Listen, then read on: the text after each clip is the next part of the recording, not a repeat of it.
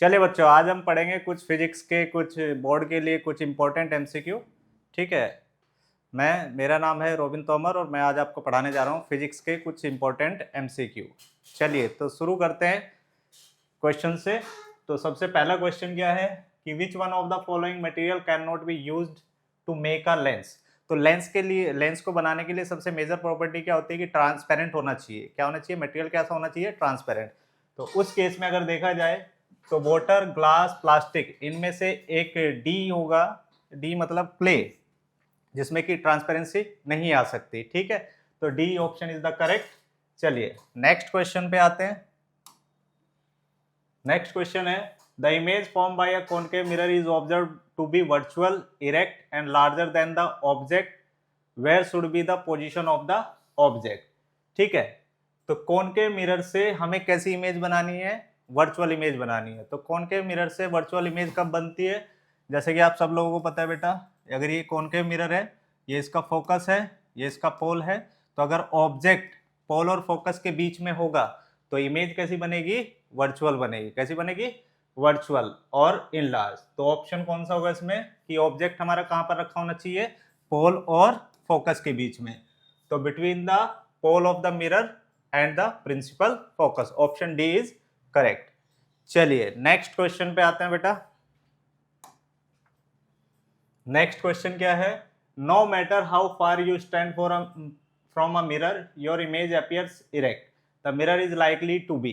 तो इमेज कैसी बननी चाहिए? इरेक्ट बननी चाहिए। तो इरेक्ट इमेज कौन कौन से मिरर से फॉर्म होती है बेटा हमारे पास? देखिए, ओनली प्लेन, हाँ प्लेन से तो फॉर्म होती है। ओनली कॉनकेव, कॉनकेव जो कॉनकेव मिरर फॉर्म करता है वो कैसी करता है बेटा?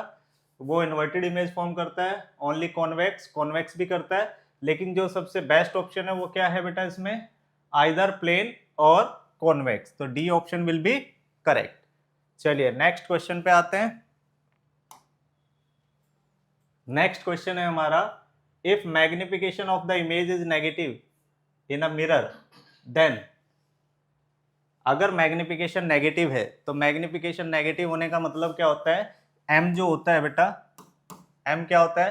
Height of image upon height of object. Height of image upon height of object, इसका मतलब अगर इसको नेगेटिव करना है, अगर मान लीजिए कोई भी मिरर है, ये मिरर की बात करें तो अगर ऑब्जेक्ट ऐसे है तो इमेज ऐसे आनी चाहिए, तभी ये नेगेटिव होगा। तभी कि क्या होगा? नेगेटिव होगा। तो इसका मतलब कैसा होना चाहिए? इसका मतलब हमारे पास कि जो magnification of the image is negative in a mirror, then image कैसी होगी? इन्वर्टेड होगी। तो ऑप्शन ए इज करेक्ट। चलिए नेक्स्ट क्वेश्चन पे आते हैं। नेक्स्ट क्वेश्चन है हमारा, why the focal length of the convex mirror is positive. Convex mirror की जो फोकल लेंथ होती है वो पॉजिटिव क्यों होती है?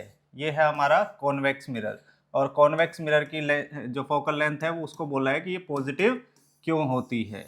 तो पॉजिटिव क्यों होती है देख लेते हैं ऑप्शन इसके। पहला है it's a sign convention, okay. B, because the image is formed on the other side of the lens. ठीक है। दूसरा, both A and B, and D none none. तो इसमें ऑप्शन ए भी करेक्ट है, ऑप्शन बी भी correct है। तो हम बोल सकते हैं option C, both A and B. ठीक है। चलिए नेक्स्ट क्वेश्चन पे आते हैं। नेक्स्ट क्वेश्चन है, which of the following lenses would you prefer to use while reading a small letters. अच्छा, स्मॉल लेटर्स को पढ़ने के लिए हम मैग्नीफायर का यूज करते हैं, और मैग्नीफायर में जो लेंस यूज होता है वो कौन सा यूज होता है बेटा? कॉन्वेक्स। कौन सा होता है? कॉन्वेक्स। तो हमारे ये दो ऑप्शन तो हट ही गए, यहाँ पे बी और डी तो हट ही गए यहाँ पर। अब ऑप्शन बचे ए एंड सी। अब एक चीज हमेशा ध्यान रखिएगा, for higher magnification the lens की जो फोकल लेंथ है दैट शुड बी स्मॉल। तो इसमें जो हमारा ऑप्शन जो करेक्ट बैठता है वो कौन सा बैठता है बेटा? Convex lens of focal length 5 centimetre. कभी भी हमें, और इसमें एक बात और भी है कि जो कॉन्वेक्स लेंस है वो अपराइट इमेज फॉर्म करता है, जिसकी वजह से हम ये वाला लेंस यूज करते हैं। चलिए नेक्स्ट है the speed of light in any medium is inversely proportional to the. किसी भी मीडियम में जो स्पीड ऑफ लाइट होती है वो किसके इनवर्सली प्रोपोर्शनल होती है? तो आपने एक फॉर्मूला पढ़ा होगा रिफ्रैक्टिव इंडेक्स का, n equals to C by V, ठीक है, सभी लोगों ने पढ़ा होगा। और v इक्वल्स टू क्या हो जाएगा, c बाई n। तो आप यहां से बोल सकते हो कि जितना ज्यादा रिफ्रैक्टिव इंडेक्स उतना कम जो है स्पीड ऑफ लाइट होगी उस मीडियम में। तो ये इसी फॉर्मूले के हिसाब से आप बोल सकते हो कि ये रिलेशन करेक्ट है। तो the speed of light in any medium is inversely proportional to the refractive index. तो रिफ्रैक्टिव इंडेक्स वाला ऑप्शन है इसमें, हाँ ठीक है, ऑप्शन बी इज करेक्ट। चलिए नेक्स्ट हमारे पास आता है the human eye can focus object at different distance by adjusting the focal length of the eye lens. ठीक है, तो ह्यूमन आई क्या कर सकती है, डिस्टेंस मतलब कहीं पर भी ऑब्जेक्ट हो अपने हिसाब से वो एडजस्ट कर लेती है। ठीक है, एडजस्ट कर लेती है, तो इसको क्या बोलते हैं, प्रेस बायोपिया नहीं, ये तो एक रोग होता है आंखों में, या इसको बोलते हैं एक बीमारी टाइप का होता है। दूसरा नियर साइटनेस, डी है फार साइटनेस, तो नहीं, इसको बोलते हैं पावर ऑफ अकोमोडेशन, एडजस्ट करना फोकल लेंथ को ड्यू टू किसकी वजह से, डिफरेंट डिस्टेंस की वजह से, इसको बोलते हैं पावर ऑफ अकोमोडेशन। तो ऑप्शन बी इज करेक्ट। चलिए नेक्स्ट है हमारा the human I forms the image of an object at its. तो ह्यूमन आई में जो इमेज बनती है वो कहाँ पर बनती है बेटा, वो बनती है रेटिना पर। कहाँ पर बनती है, रेटिना पर। ठीक है, बाकी सबके फंक्शंस अलग अलग है। चलिए नेक्स्ट, यही क्वेश्चन सेम आ गया। ठीक है, इसका ऑप्शन क्या होगा, डी होगा, रेटिना। चलिए नेक्स्ट हमें कहा है जून 2024 में आया है, मार्च 2022 में भी आया। The least distance of distinct vision for a young adult with normal vision. Normal vision के लिए जो लीस्ट डिस्टेंस होती है वो होती है कितनी आपकी, 25 सेंटीमीटर। इस क्वेश्चन के आने की प्रोबेबिलिटी बहुत ज़्यादा होती है किसी भी बोर्ड एग्जाम्स में, तो इसको थोड़ा सा ध्यान रख के जाइएगा। ठीक है, चलिए नेक्स्ट हमारे पास है कि the change in focal length of eye lens is caused by the action of the, मतलब जो आई लेंस की जो फोकल लेंथ है उसको एडजस्ट किया जाता है या उसको कौन करता है, तो उसमें ऑप्शन होगा बेटा हमारा सिलेरी मसल्स। कौन सा होगा, सिलेरी मसल्स। सिलेरी मसल्स की वजह से ही क्या होता है, एडजस्ट होती है आई लेंस की फोकल लेंथ। ठीक है, चलिए नेक्स्ट हमारा है at noon the sun appears white. दोपहर में सन जो है वो वाइट अपीयर होता है, ऐसा क्यों? पहला ऑप्शन है लाइट इज लीस्ट स्कैटर्ड, दूसरा है all the colour of the white light are scattered away, blue colour is scattered the most. अगर ब्लू कलर ज्यादा स्कैटर्ड होगा तो ब्लू दिखेगा, रेड कलर अगर ज्यादा स्कैटर्ड होगा तो रेड दिखेगा, अगर सभी colour all the colour of the white light are scattered away ऐसा भी नहीं फिर तो सतरंगी बन जाएगा। तो इसका मतलब क्या है, लाइट इज लीस्ट स्कैटर्ड, तो option A will be correct. चलिए नेक्स्ट हमारे पास है an electric bulb is rated, मतलब मान लीजिए हमारे पास ये क्या है, एक बल्ब है जो कितने, इसकी रेटेड वैल्यू कितनी है बेटा, 220 वोल्ट और 100 वोल्ट। ठीक है, when it is operated on, अगर इसी को कितने पे ऑपरेट करें, 110 वोल्ट पे, 110 वोल्ट पे अगर हम ऑपरेट करें तो पावर कंजम्पशन बतानी है। इस केस में क्या बतानी है बेटा आपको, पावर कंज्यूम। देखिए कोई भी बल्ब है जिसकी रेटेड वैल्यू 220 हो चाहे कितनी भी हो, अगर आप उसको किसी अदर वोल्टेज पे ऑपरेट करोगे तो एक चीज में जो बदलाव नहीं आएगा वो होगा उसका रेजिस्टेंस। बल्ब का जो फिलामेंट का जो रेजिस्टेंस है उसमें कोई बदलाव नहीं आएगा। तो सबसे पहले आपको क्या निकालना है, इस बल्ब का रेजिस्टेंस निकालना, जो इसमें फिलामेंट है उसका रेजिस्टेंस निकालना है। तो सबसे पहले हम निकालेंगे रेजिस्टेंस। तो रेजिस्टेंस कितना आ जाएगा बेटा, रेजिस्टेंस को निकाल देंगे यहाँ से। अगर आपको याद हो पावर क्या होती है, v स्क्वायर बाई आर, और v कौन सा होता है, रेटेड वैल्यू होती है इसमें। तो अगर देखें तो p कितना दिया हुआ पहले केस में 100, v स्क्वायर का मतलब 220 का स्क्वायर अपॉन r। तो r हमारे पास क्या आ जाएगा बेटा, 220 इंटू 220 डिवाइडेड बाई 100। तो इससे ये कट होगा, इससे ये कट होगा, तो कितना आया 484 ओम। ये है इस बल्ब का रेजिस्टेंस। क्या है बेटा ये इस बल्ब का रेजिस्टेंस है। तो रेजिस्टेंस तो बदलेगा नहीं, तो वोल्टेज बदला इसमें, तो वोल्टेज देखते हैं, वोल्टेज बदलने पे पावर क्या होगी। तो पावर अगर निकाले तो रेजिस्टेंस तो फिक्स हो जाएगा, तो वी स्क्वायर बाई आर से। तो यहाँ से अगर देखें तो P इक्वल्स टू कितना आ जाएगा बेटा, ध्यान से देखो, V कितना हुआ 110, तो 110 इंटू 110 डिवाइडेड बाई 484। तो यहाँ से अगर मैं बात करूं, यहाँ से अगर बात की जाए तो ये कितनी बार कटेगा, 11 4 जा 44, मतलब 44 टाइम्स, 11 से भी ये कटेगा 4 टाइम्स, और ऊपर यहाँ पे 10 बचा, यहाँ पे 10 बचा, तो कितना आया 100 divided by 4, that will B 25 volt. देख लीजिए ऐसा कोई ऑप्शन है इसमें 25 वोल्ट है, तो option D will be correct. कौन सा ऑप्शन करेक्ट होगा बेटा, option D will be correct. चलिए नेक्स्ट आते हैं हम नेक्स्ट क्वेश्चन पे। इसने कहा है कि a piece of wire of resistance R is cut into 5 equal parts। एक रेजिस्टेंस है, इसको 5 अलग अलग टुकड़ों में बांट दिया गया है। मान लीजिए इसका टोटल रेजिस्टेंस R था, तो हर एक पार्ट को जब कर देंगे तो हर एक पार्ट जो होगा वो R/5 हो जाएगा। उसका रेजिस्टेंस कितना हो जाएगा, R/5 R/5 R/5 R/5, ठीक है, ये हो जाएगा। पहले कंबाइंडली जो रेजिस्टेंस था, जो वायर थी, उसका रेजिस्टेंस कितना था, R था। अब इसको कट कर दिया 5 टुकड़ों में, तो 5 अलग अलग रेजिस्टेंस बन गए, R/5 R/5 R/5, ठीक है। These part are then connected in parallel. अब इन सभी पार्ट्स को मिलकर के कहां पर कर दिया, पैरेलल में कनेक्ट कर दिया, और उसका इक्विवेलेंट रेजिस्टेंस आया R डैश। तो R डैश अगर देखा जाए तो 1/R डैश जो होगा दैट विल बी क्या होगा, 1/R/5 plus 1/R/5 plus 1/R/5 plus 1/R/5 plus 1/R/5।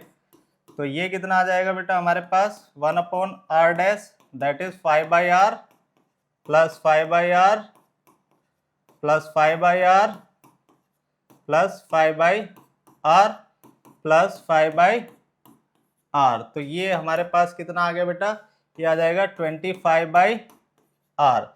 तो R डैश कितना आ जाएगा हमारे पास, R डैश आ जाएगा हमारे पास, इसको रिवर्स कर देंगे, रेसिप्रोकल कर देंगे, तो कितना आ जाएगा R/25। हमसे क्या पूछा है, R/R डैश। तो R/R डैश को इधर, R डैश को इधर ले आओ, तो इसको इधर ले आएंगे, 25 इधर चला जाएगा, तो R/R डैश कितना हो जाएगा बेटा, that is 25। This will be the option. तो option D is correct. Clear है, समझ में आया सभी को। चलिए नेक्स्ट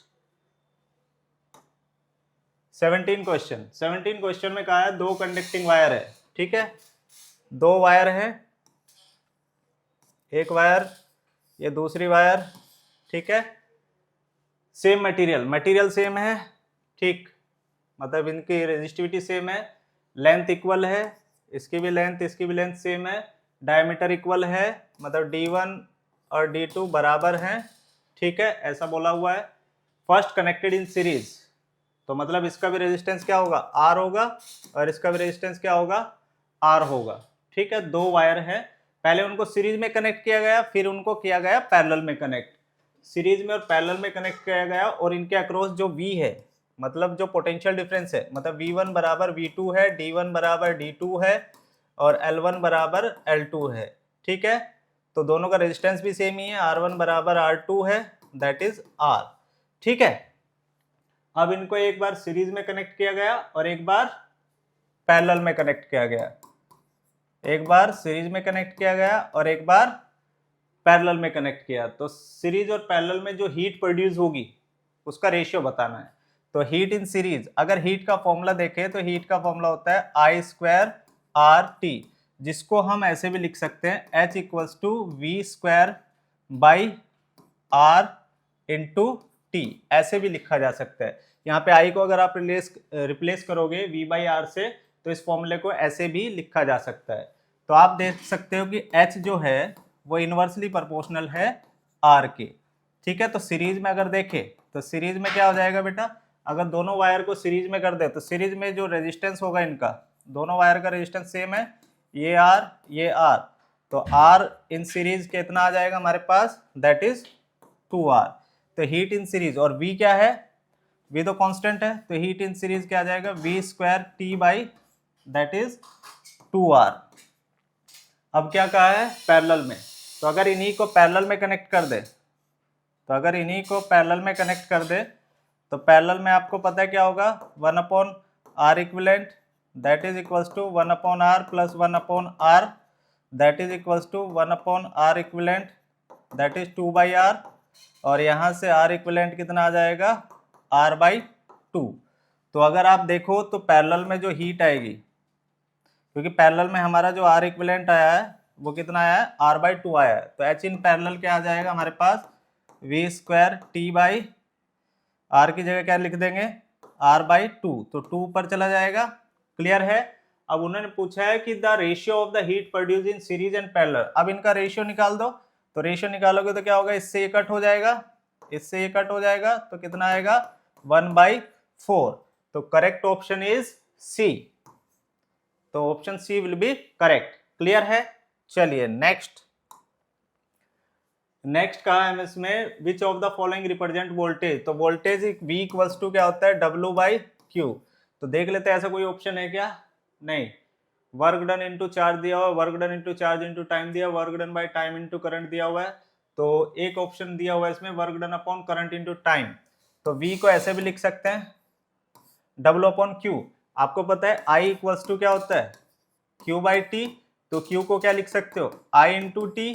तो यहां से अगर मैं इसको I इंटू टी कर दूं तो वर्क की यूनिट क्या, मतलब ये फॉर्मूला बन जाएगा हमारे पास, वर्क डन अपॉन करंट,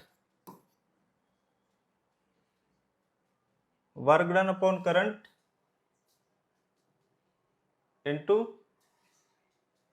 ऐसा कोई ऑप्शन इसमें क्यों नहीं आ रहा भाई,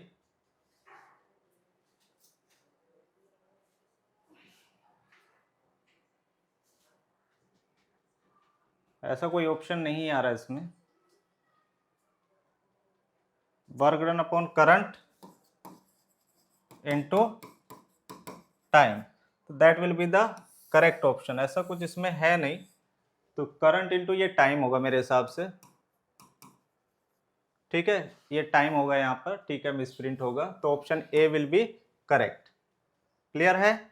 चलिए नेक्स्ट हम पढ़ते हैं, यूनिट ऑफ इलेक्ट्रिक पावर में ऑल्सो बी एक्सप्रेस्ड।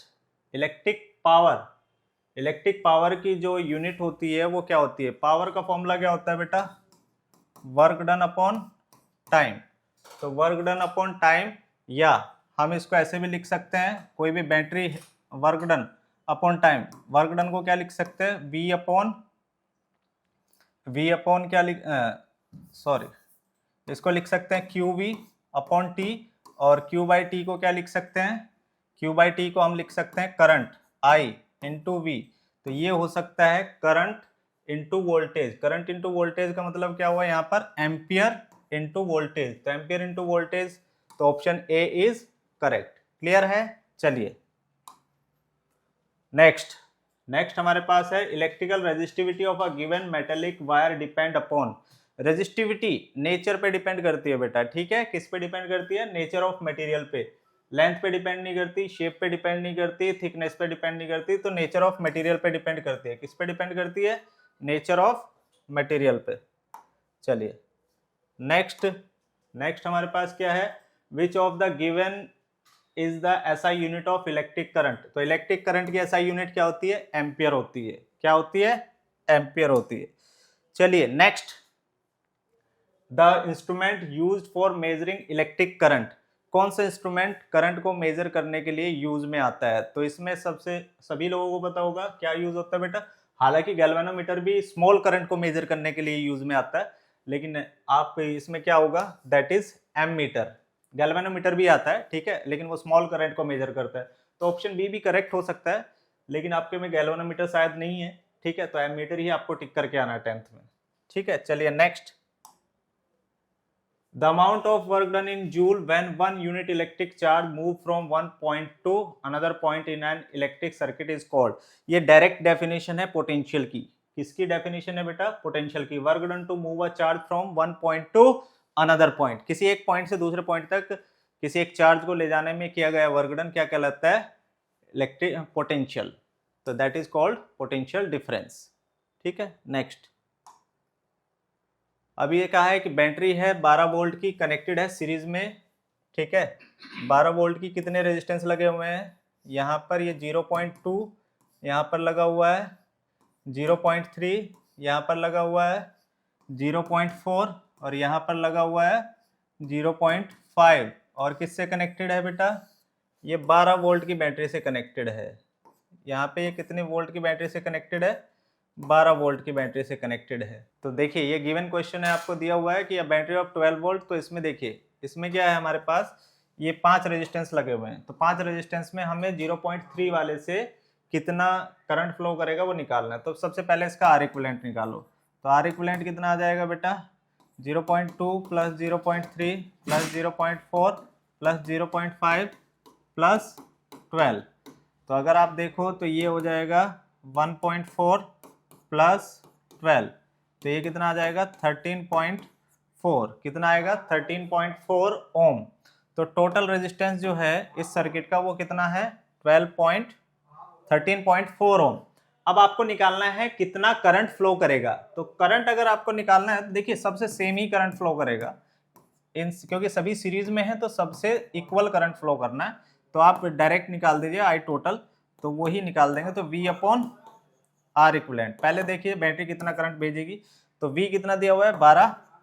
12 बाई 13.4। तो ये 12 है और ये 13.4 है। तो एटलीस्ट मतलब कितना आएगा यहाँ पर? अगर आप इसको सोल्व भी करोगे तो इसमें ऐसा कोई ऑप्शन तो दिख नहीं रहा, तो ये लगभग आना चाहिए 0.895 एम्पियर। तो यही ऑप्शन हो जाएगा हमारा ऑप्शन ए, क्योंकि यही एक ऑप्शन बच रहा है इसमें। बाकी तो सब, क्योंकि 13 है और ऊपर 12 है तो ये लगभग 8 से ही कट होगा यहाँ पर, मतलब 0.8 से। ठीक है, तो 0.895 क्लियर है। तो यही करंट फ्लो करेगा जितना बैटरी सप्लाई करेगी, क्योंकि सीरीज में है तो सबसे इक्वल करंट फ्लो करेगा। क्लियर है। नेक्स्ट है हमारे पास the fuse wire is inserted in which wire. तो इसका आपको पता ही है सब लोगों को। तो ये किस में कनेक्टेड होता है बेटा? लाइव वायर में। किस में होता है? लाइव वायर में। चलिए नेक्स्ट हमारे पास है there is a wire of length L and cross section A which of the given have least resistance. तो रेजिस्टेंस का सबसे पहले फॉर्मूला लिखिए। रेजिस्टेंस क्या होता है? रो L बाई, रेजिस्टेंस का फॉर्मूला अगर आप लिखोगे तो रेजिस्टेंस क्या होता है? Rho L by A। मतलब जिसके लिए भी L बाई A का रेशियो लीस्ट होगा, मतलब लीस्ट होगा, उसी के लिए रेजिस्टेंस लीस्ट होगा। या देख लेते हैं एक बार। पहले में क्या क्या? Length double area half. तो अगर लेंथ डबल कर दे तो लेंथ डबल कर दे, एरिया हाफ कर दे, एरिया क्या कर दे? हाफ कर दे, तो रेजिस्टेंस जो हो जाएगा वो 4 गुना हो जाएगा। तो ऊपर जाएगा तो 4 गुना हो जाएगा। अब नेक्स्ट में क्या है? Length triple. अगर इसमें इसके हिसाब से देखें तो रेजिस्टेंस रो लेंथ को ट्रिपल कर दे, मतलब ये 3L हो जाए और एरिया को डबल कर दे। ठीक है, एरिया को डबल कर दे तो ये तो क्या हो जाएगा? 3/2 टाइम्स, मतलब 1.5 टाइम्स ऑफ आर हो जाएगा। तो ये भी नहीं होगा। Length half area double. अगर लेंथ को हाफ कर दे तो लेंथ को अगर हाफ कर दे तो resistance equals to row L/2 और क्या होगा? एरिया को डबल कर दे तो 2A। तो ये क्या हो जाएगा? That is R/4। तो ये हो जाएगा R/4, 2 नीचे आ जाएगा। The original wire. ठीक है, द ओरिजिनल वायर। ये तो ऐसा कुछ है ही नहीं। तो उसने पूछा है लीस्ट रेजिस्टेंस किस में होगा। तो लीस्ट का ऑप्शन, अच्छा मैक्सिमम तो इसमें होगा।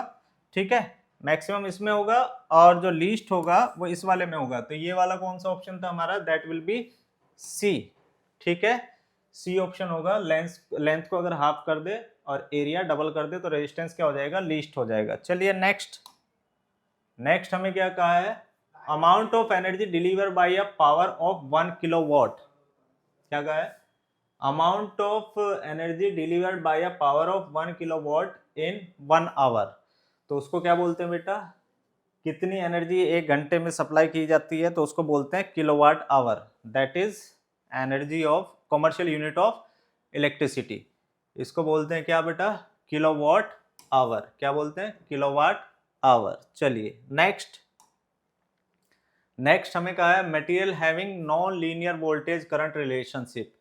आपने देखा होगा कि जब आपने ओम्स लॉ पढ़ा था तो ऐसे एक स्ट्रेट लाइन ग्राफ आया था। क्या आया था? स्ट्रेट लाइन ग्राफ आया था। इसका मतलब है कि ये एक ऐसा वेरिएशन है, लीनियर वेरिएशन है। जो ओम्स लॉ जो भी कंडक्टर फॉलो करते हैं उनको ओमिक कंडक्टर ओमिक कंडक्टर बोलते हैं, और जो इस तरीके का ग्राफ पैटर्न फॉलो नहीं करते उसको क्या बोलते हैं बेटा? Non ohmic conductor.